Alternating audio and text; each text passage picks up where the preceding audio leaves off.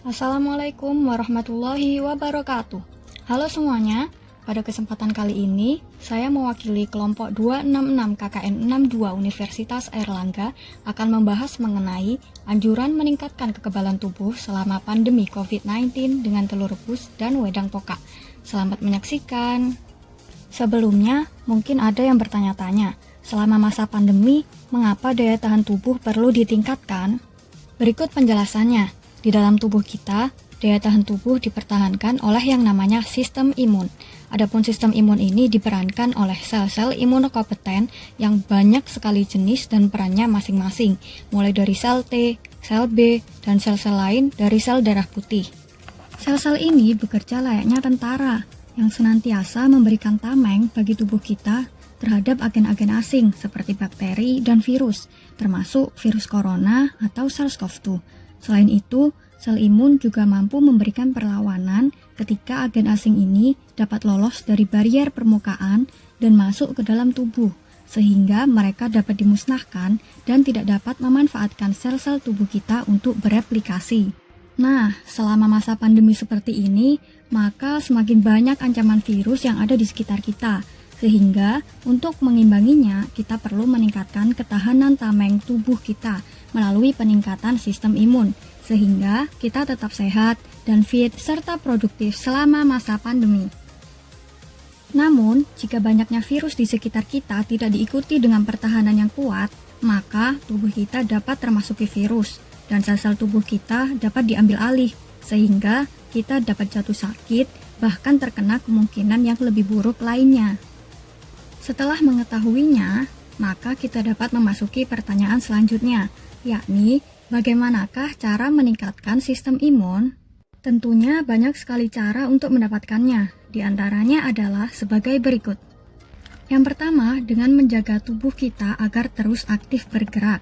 Hal ini dapat dilakukan dengan bekerja seperti biasanya, latihan dan olahraga, ataupun hanya sebatas berjalan, yang merupakan pilihan paling mudah dan paling murah. Yang kedua yaitu istirahat cukup. Setidaknya dengan tidur kurang lebih 8 jam per hari.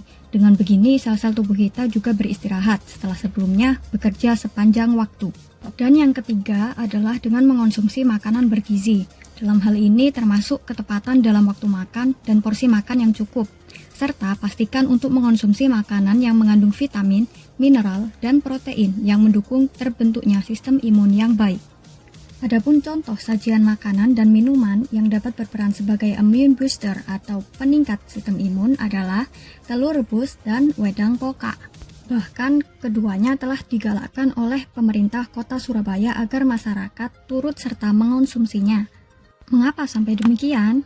Mari kita bahas satu persatu. Yang pertama adalah telur rebus. Mengapa telur rebus dan bukan telur goreng? Karena dalam proses penggorengan terdapat penambahan minyak yang berbahan dasar lemak dan akibatnya kurang bagus bagi tubuh, sehingga diyakini bahwa kandungan gizi pada telur rebus lebih kompleks daripada di telur goreng. Adapun bagian telur rebus terbagi atas bagian putih telur dan kuning telur atau disebut yolk. Secara biologis, keduanya berperan sebagai penyedia nutrisi bagi pertumbuhan embrio ayam yang berada di dalam yolk, sehingga pastinya kedua bagian tersebut mengandung banyak sekali nutrisi. Menurut Dr. Mitch Cantor selaku eksekutif direktur dari Pusat Nutrisi Telur, pada satu butir telur rebus mengandung kompleks gizi 70 gram kalori, 6 gram protein, dan karbohidrat serta lemak, serta mineral dan vitamin A, D, B6, B9 atau asam folat, dan B12. Pada bagian putih telurnya sendiri, terkandung lebih dari setengah bagian protein total yang disebut dengan protein albumin. Juga terdapat isoleusin sebagai asam amino esensial, yaitu asam amino yang tidak dihasilkan di dalam tubuh namun tetap diperlukan, sehingga untuk memperolehnya diperoleh dari makanan. Selanjutnya juga terdapat riboflavin atau vitamin B2 dan mineral selenium. Sedangkan bagian kuning telur terdapat kandungan kolesterol yang tinggi. Namun tidak perlu khawatir karena telah dilakukan riset bahwa kolesterol telur tidak memengaruhi kolesterol dalam aliran darah. Untuk penjelasannya, mari kita simak video berikut oleh Dr. Harold selaku penulis kesehatan. It is the saturated fats in food you eat that is used by the liver to form cholesterol. Cholesterol in food is rejected by the liver and excreted in the bile acids for recycling in the gut. So now it is believed that the cholesterol in the egg you eat does not influence the blood cholesterol. Nah, bagaimana? Jadi tidak perlu khawatir untuk mengonsumsi telur karena kadar kolesterolnya yang tinggi ya. Berikutnya, kuning telur juga mengandung asam lemak baik yaitu omega 3, terdapat juga betain serta kolin yang diperlukan sebagai nutrisi pertumbuhan sel-sel otak dan juga lutein yang baik bagi penglihatan. Dari sekian banyak kandungan yang ada pada telur, adanya zinc dan vitamin khususnya vitamin A, D, dan B6 mampu berperan sebagai nutrisi bagi sel-sel imun agar bekerja optimal dan menstimuli bone marrow untuk membentuk lebih banyak sel darah putih. Berikutnya mari beralih pada wedang pokak.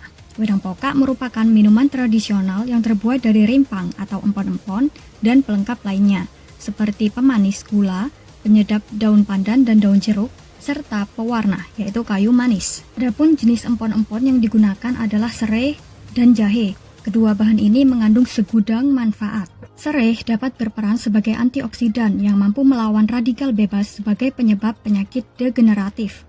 Sebagai antibakteri karena mengandung citronellal, citronellol, dan geraniol yang mampu menghambat pertumbuhan bakteri penyebab penyakit seperti bakteri Streptococcus mutans. Selain itu, serai juga dapat berperan sebagai agen detoksifikasi tubuh yang mampu meluruhkan toksik dan sebagai diuretik alami. Dan juga serai digunakan sebagai antidepresan karena memberikan rasa hangat dan nyaman bagi tubuh setelah mengonsumsinya. Serupa dengan serai, jahe juga dapat berperan sebagai antioksidan serta antiinflamasi, sehingga banyak sekali obat berbahan dasar jahe untuk batuk, flu, maupun pilek yang pada umumnya terjadi peradangan. Jahe juga berperan sebagai antidepresan. Dan yang terpenting, jahe dapat meningkatkan daya tahan tubuh terhadap stres oksidatif. Dari penelitian yang telah ada menyebutkan bahwa jahe dapat meningkatkan jumlah sel NK dan mampu menghancurkan dinding sel virus yang menginfeksi. Dalam hal ini masih dalam ruang lingkup virus influenza. Terlebih dari itu, serai dan jahe merupakan imunomodulator herbal. Artinya, bahan herbal yang mampu memodulasi atau mengatur sistem imun tubuh agar tetap normal. Seketika dapat berperan sebagai imunostimulator dengan meningkatkan sistem imun ataupun sebagai imunosupresor dengan menekan sistem imun jika terlalu berlebih. Jadi, dari sekian banyak manfaat ataupun khasiat yang kita dapatkan dari telur rebus dan wedang pokak, maka tidak ada salahnya untuk kita mengonsumsi keduanya secara rutin untuk meningkatkan daya tahan tubuh kita. Sekian penjelasan dari video kali ini, kurang lebihnya saya mohon maaf. Jangan lupa untuk selalu patuhi protokol kesehatan, jaga kesehatan, dan jangan stres. Lakukan sesuatu yang dapat membuat Anda rileks dan selalu berpikiran positif. Serta jangan lupa untuk selalu berdoa. Terima kasih. Wassalamualaikum warahmatullahi wabarakatuh.